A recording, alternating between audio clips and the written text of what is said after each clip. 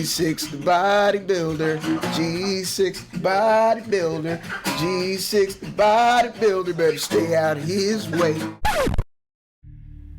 As you saw in the last vlog, took first place in my class, in the heavyweight class, at the Mid-Atlantic Cup in Pittsburgh, Pennsylvania. Had 2 weeks between that and the Junior USA, which was a target show.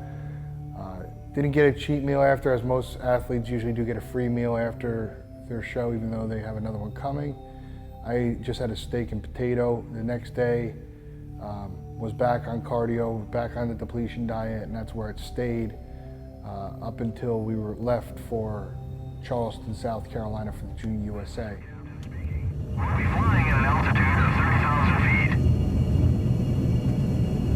You know, you come down, it was at the North Charleston Performing Arts Center. You know, it was a big theater. I don't want to say stadium, but it was like a big theater, bigger than a high school theater for sure. When you're standing on the side of the stage right before you go out, you know, lots running through your mind. You're nervous, but you're also confident. You have to be confident. You know, I'm speaking to God. I speak to my uncle who passed, you know, just hoping to have the best performance. What I'm thinking about is just executing my poses. Think about how far I've come from, everything, all the tired times I've had during this prep, all the suffering I did, that it comes down to this one moment.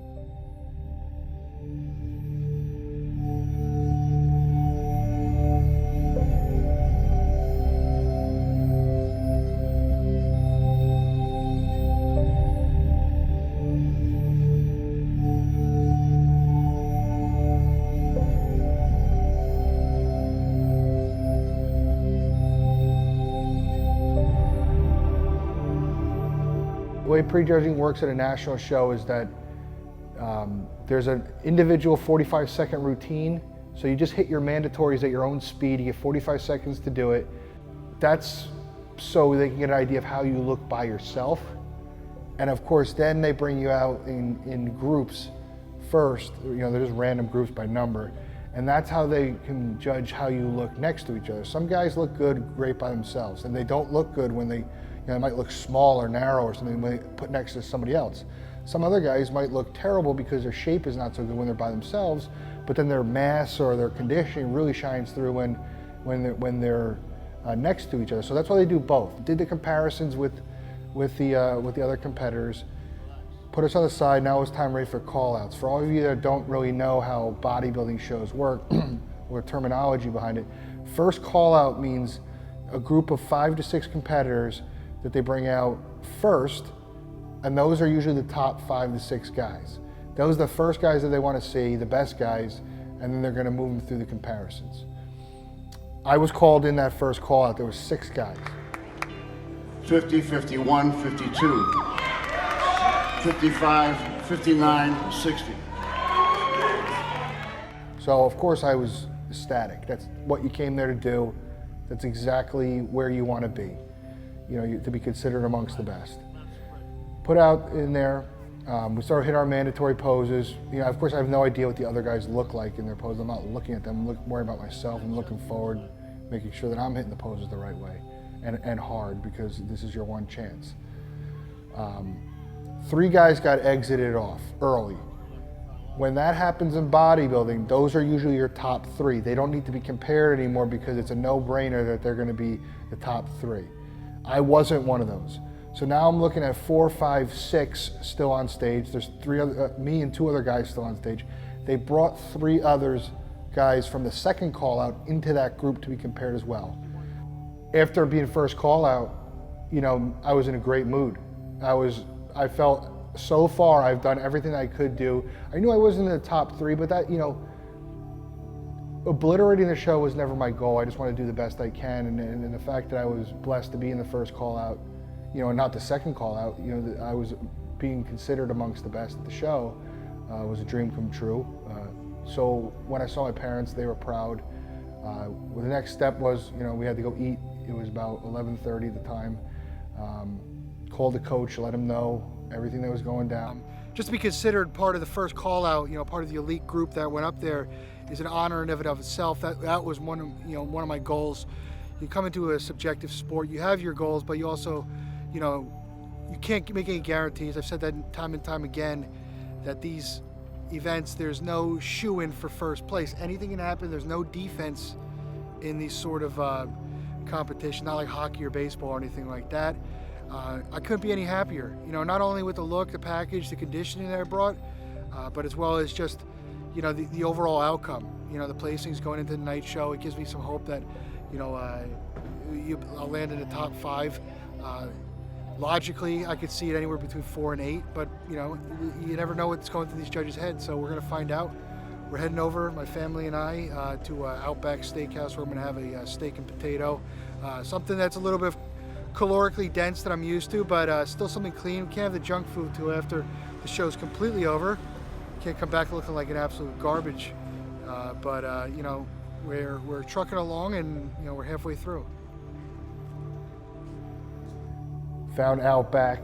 That was about as close to, you know, as we can get. You know, the steak was great. You know, I hadn't had anything close to something like that besides in the Mid-Atlantic Cup. Of course, there was no junk food or anything like that.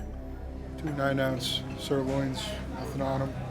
2 baked potatoes, broccoli and asparagus. We still got to get the greens in. Junk food won't come till tonight. And we got about an unlimited amount of cookies. There's junk food, there's burgers, there's wings. It's going down tonight. My mom, who needs no introduction to the known world, you've seen her in all 6 of the videos. Susan Turner. My dad, the adult G6. He drove us all the way down here. And this is my sister Dina, aka DT Dance 13. She came down as well. She, you know, ate that. You know, went back to the hotel, took a nap. Had to be back at the venue for our athletes meeting again for the night show at 5 o'clock.